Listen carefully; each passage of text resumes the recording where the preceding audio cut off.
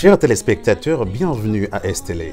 Vous êtes conviés dorénavant à suivre sur les ondes de STL l'émission Science et religion. Une émission qui promouvoit le dialogue Dieu et la science. C'est donc un rendez-vous à ne pas manquer. Avec Jérôme Dieuseul et Voldaï Laguerre. Tous les samedis soirs, 20h. STL, la voix de la diversité, votre voix. Au plaisir de vous y retrouver. Mesdames et messieurs, je suis Miche-Rose Filoska et c'est avec plaisir que je vous présente la STL, une nouvelle chaîne de télévision IP. J'ai l'insigne honneur d'en être la représentante, la porte-parole. La STL, c'est l'image et la voix de la diversité, votre voix. Et voilà, mesdames et messieurs, on est déjà de retour à travers votre émission Dieu et la science. Comme vous le savez, c'est une émission d'information et même de transformation. Pour quelle raison je le dis? C'est parce que en écoutant systématiquement votre émission chaque samedi à pareille heure, de 20h jusqu'à 21h, c'est sûr que vous allez aimer, mais aussi vous allez avoir une certaine transformation au niveau de votre mentalité. Alors vous allez voir, dans peu de jours et même peu de mois, vous allez m'appeler pour me dire effectivement, Monsieur Jérôme, vous avez eu raison et de penser pareil. L'Église qui se comportait mal, parce que si vous lisez le livre de l'Apocalypse, de l'Apocalypse, ou Revelation comme on le dit en anglais, il y a beaucoup de prophéties que Jésus a données aussi. Il dit que comment l'Église va se comporter dans l'histoire. Et il a utilisé 7 églises, par exemple, Éphèse, Smyrne, Pergame, Thyatire, Sardes, Philadelphie, Laodicée, pour dire que voici comment l'église va se comporter. L'église va tomber dans toutes sortes de... sera persécutée. Effectivement, on a vu que l'église a commencé et était persécutée depuis l'époque apostolique, 33 à 100, et ensuite de 100 à 313. Et après, on a un monsieur qu'on appelle Constantin, un empereur qui a mis fin à la persécution de l'église, au moins des premiers chrétiens. Et lorsque vous lisez, en fait, la prophétie, il a dit que à la fin de la prophétie, à la fin, en fait, de la persécution, ça va être beaucoup plus terrible. Et on a vu que Dioclétien a vu, et pendant 10 ans, on a parlé de 10 jours, un jour prophétique pour nos autres chrétiens, un jour prophétique est égal à 1 an, Ézéchiel 4, verset 6. Effectivement, c'est beaucoup de prophéties, je ne veux pas prendre trop longtemps, mais beaucoup de prophéties qui se sont déjà réalisées. Et l'Église qui s'est apostasée dans le temps, Jésus l'avait prédit. Et en 1844, il a dit que normalement, beaucoup d'étudiants se sont mis à étudier la Bible. Ils ont découvert que la prophétie des 2300 soirs et matins qui se trouve dans Daniel, normalement c'est Jésus qui devait quitter un lieu qu'on appelle lieu saint pour entrer dans un lieu très saint. Donc normalement c'est un sanctuaire que, je ne sais pas, pour ceux qui ne sont pas habitués avec ce terme, mais c'est pour, en fait, ceux qui étudient la Bible. On pourrait toujours vous voir après. Alors, effectivement, si je me rappelle bien, Pasteur Debelle, c'est que même, non seulement cette prophétie a été établie lors de la création, à savoir, je mettrai une inimitié entre toi et la femme, entre ta postérité et sa postérité, celle-ci t'écrasera la tête, mais toi, tu lui blesseras le talon. Donc, cette prophétie qui a été établi lors de la création, donc a été réalisé par la mort de Jésus-Christ. Donc cette mort qui est pour les chrétiens une sorte de victoire également, parce que Jésus-Christ, il est mort, mais également il est ressuscité, il vit au siècle des siècles. Et non seulement cela a été donné au début de la création, mais tout au cours de la période d'apprentissage du peuple d'Israël, donc il a été toujours promu qu'il y a un Messie qui allait venir, donc ceci a été effectivement réalisé avec la naissance de beaucoup de prophètes. Effectivement, donc qui se sont réalisés. Donc, ce que j'allais dire moi-même, c'est juste pour la continuité des questions. Effectivement, on a constaté qu'il y a eu certaines prophéties qui se sont déjà réalisées, mais d'après vos études, est-ce qu'il y a également des prophéties qui sont en cours de réalisation? Tout à fait. Et est-ce qu'il y en a d'autres aussi qui arriveront dans le futur? Mais tout à fait, même cette prophétie, je prends la prophétie des 7 lettres qu'on trouve dans Apocalypse 2 et 3, ou en anglais Revelation, qui parle en fait des 7 églises que je viens de mentionner. C'est Jésus qui est entré dans l'histoire, fléchir l'histoire, et pour dire comment l'église, Jésus est venu pour accompagner l'église, pour évaluer l'église, ok, mais pour guider, pour avertir son église aussi. On a vu, en fait, il a dit que la dernière, l'église, c'est cette époque dans laquelle nous vivons, les chrétiens vivent actuellement, ce qu'on appelle l'église de Laodicée. Il dit que cette église sera tiède sur le plan spirituel. Cette église, normalement, va se complaire dans son confort. Et aujourd'hui, on voit l'église de Laodicée est tiède sur le plan spirituel, en fait, et qui est entourée, les chrétiens, on est entouré de toutes sortes de confort matériel, etc. Donc, il fait que l'église sur le plan spirituel est tiède, vraiment. C'est ça, que c'est une prophétie qui est en cours. Et selon, en fait, Jésus qui a donné cette prophétie à Jean, comprenez? Et par exemple, si vous lisez le livre de l'Apocalypse, on dit que Dieu a donné la prophétie, Dieu a parlé à Jésus, Jésus a parlé à l'ange, l'ange a parlé en fait à Jean, et Jean a parlé aux serviteurs et à nous autres aujourd'hui. Et cette prophétie est en cours, la prophétie de la Odyssée. Cette prophétie est en cours parce que, pourquoi? Parce que l'église à Odyssée représente en fait le peuple de Dieu jusqu'à l'arrivée, jusqu'au retour de Jésus. Donc, pour ceux qui ne croient pas en Jésus, en fait, moi, en fait, tout ce que je pourrais dire, lancer comme message, en fait, c'est de laisser le Saint-Esprit toucher votre cœur et d'entrer dans une étude approfondie de la parole de Dieu. Et comme ça, vous allez découvrir que lorsque Dieu parle, ça arrive vraiment. Il parle et la chose arrive, il ordonne et elle existe. Donc cette prophétie est en cours. Cette prophétie est en cours parce qu'on nous représente en fait la dernière église jusqu'à l'arrivée de Jésus. J'ai encore d'autres exemples, je ne sais pas si...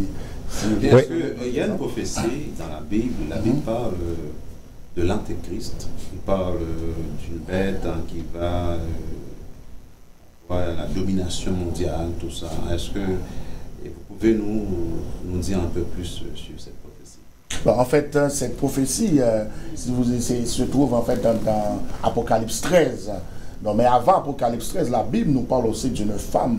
Parce que dans la Bible, lorsqu'on parle de femme représente Église. Donc, on voit une femme d'Apocalypse 12, une femme qui est enveloppée de soleil, qui représente la justice de Dieu. Et puis, en fait, la lune sous ses pieds et une couronne de 12 étoiles sur sa tête se trouve dans Apocalypse 12. Et ce qui est curieux, il y a une bête. La Bible, dans la parole de Dieu, le dragon, on va parler de dragon, il y a un dragon qui se met à poursuivre cette femme qui représente l'Église, et cette femme représente l'Église pure. Dans la Bible, normalement... Il y a deux types de femmes. Oui, il y a deux types de femmes. À chaque fois que le peuple de Dieu fait ce qui est mal, Dieu va l'appeler une femme infidèle. Mais quand le peuple de Dieu fait ce qui est bien, Dieu va l'appeler une femme fidèle ou une femme pure. Oui. Quand le peuple de Dieu fait ce qui est mal aussi, la Bible va l'appeler une femme prostituée. Parce que c'est quand le peuple de Dieu va courir après d'autres dieux, peut-être des faux dieux. Donc...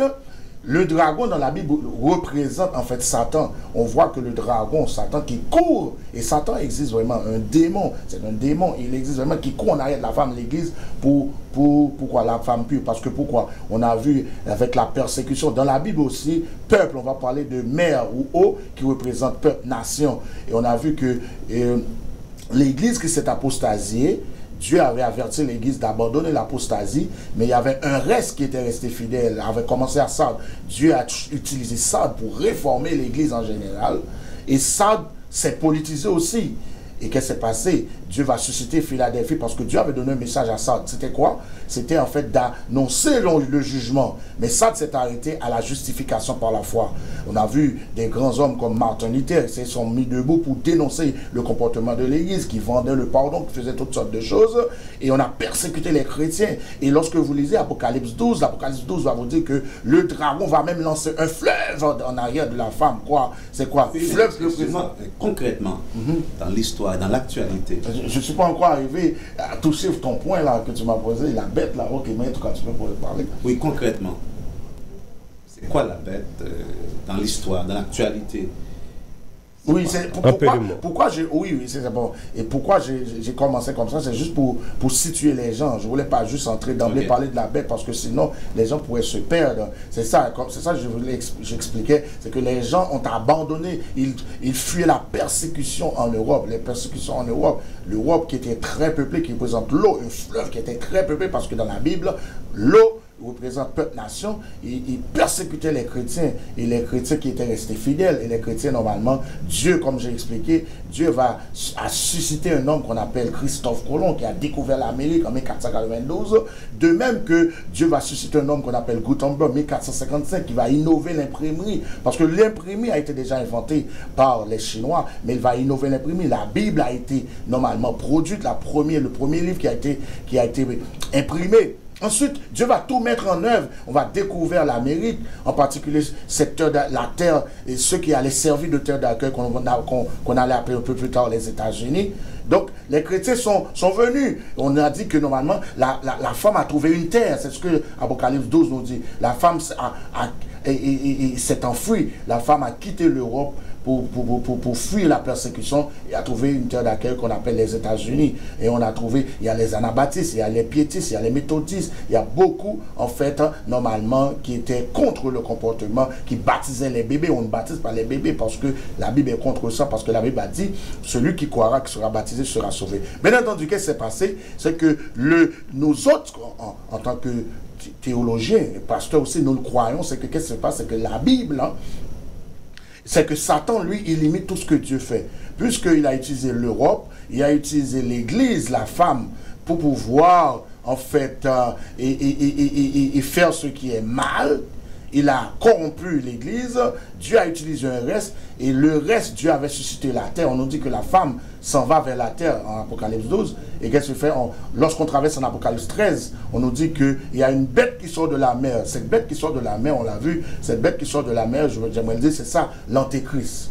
En fait, les spécialistes de la Bible disent que la bête qui sort de la mer, c'est l'Antéchrist. Et cette bête, les spécialistes disent qu'on découvert avec beaucoup d'indices, que je n'ai pas besoin d'entrer dans les détails ici, trop de détails, ils ont découvert que cette bête représente le système papal, ou peut-être le système papal. Et permettez, avant de vous laisser parler, permettez-moi de vous dire que, en disant ça, on a le droit, normalement tout ce qui appartient à l'histoire, on a le droit de critiquer. Tout ce qui appartient à une organisation, un système, on a le droit, tout le monde a le droit de critiquer un système, mais on n'a pas le droit de viser, de nommer, de pointer du doigt à quelqu'un pour dire c'est telle personne dans n'importe quelle domination. Et en parlant de ça, quand on parle de système papal, on parle de système, on parle en fait d'une organisation, on a le droit de critiquer. Mais dans les gens qui font partie de ce système-là, il y a beaucoup de gens qui sont des gens corrects, de bien, qui servent leur Dieu. Ce n'est pas de ces gens qu'on parle, on parle du système en tant que tel. Donc, bref, la bête, cette bête-là, ou peut-être qui sort de la mer,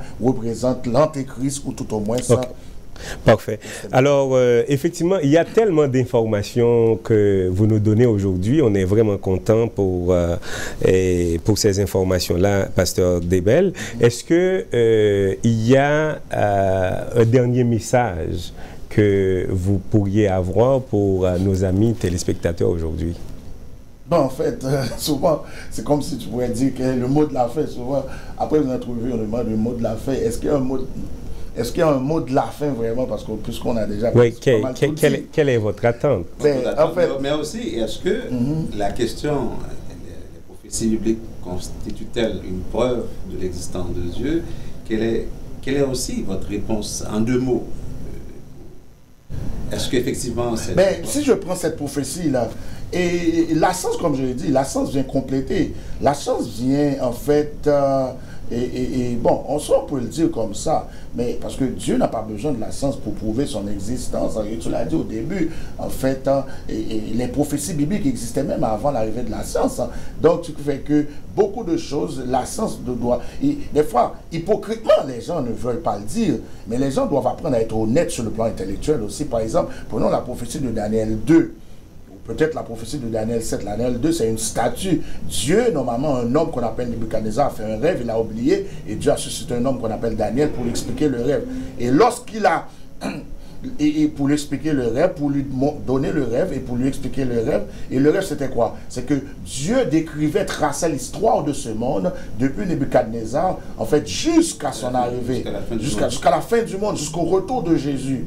Et qu'est-ce qui s'est passé? Et normalement, Jésus a dit, selon cette prophétie, il devait avoir Babylone, Mède et Perse, et ensuite Grèce, et ensuite le royaume, et la Rome.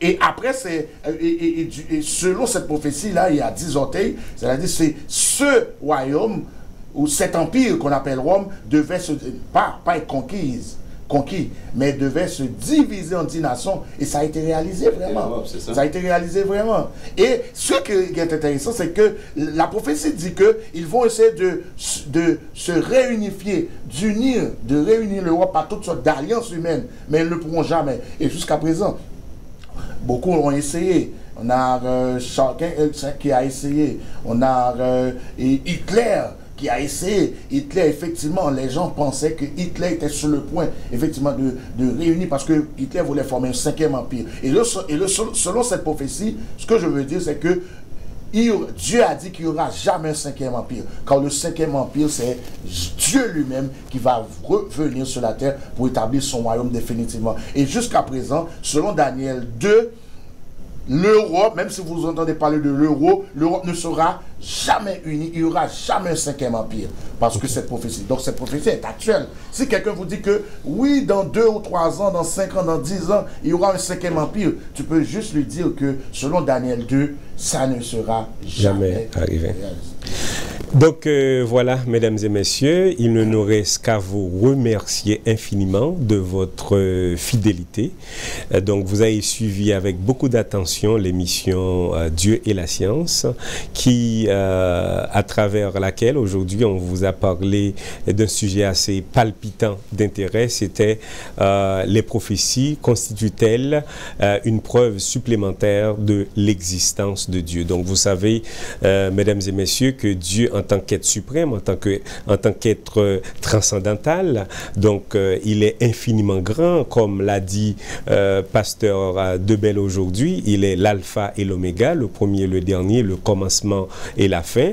Donc il a prouvé son existence de plusieurs manières. Premièrement, il l'a révélé lui-même.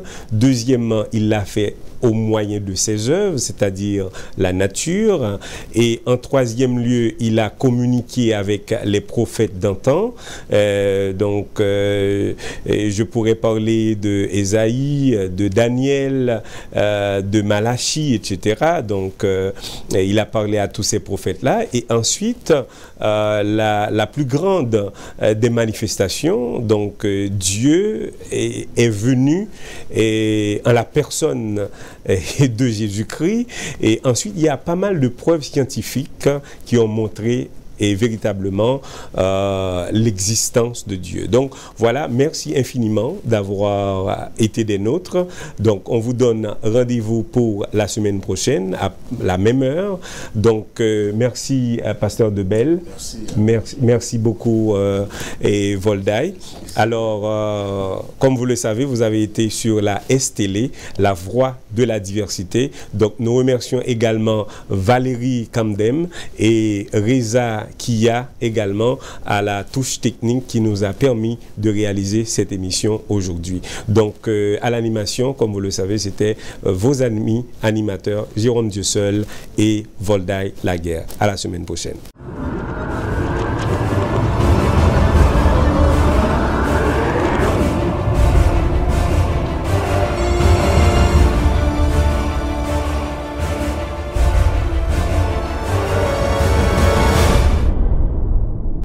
Chers téléspectateurs, bienvenue à STL. Vous êtes conviés dorénavant à suivre sur les ondes de STL l'émission Science et religion. Une émission qui promouvoit le dialogue Dieu et la science. C'est donc un rendez-vous à ne pas manquer. Avec Jérôme Dieuseul et Voldaï Laguerre. Tous les samedis soirs, 20h. STL, la voix de la diversité, votre voix. Au plaisir de vous y retrouver. Mesdames et messieurs, je suis Miche-Rose Filoska et c'est avec plaisir que je vous présente la STL, une nouvelle chaîne de télévision IP. J'ai l'insigne honneur d'en être la représentante, la porte-parole. La STL, c'est l'image et la voix de la diversité, votre voix.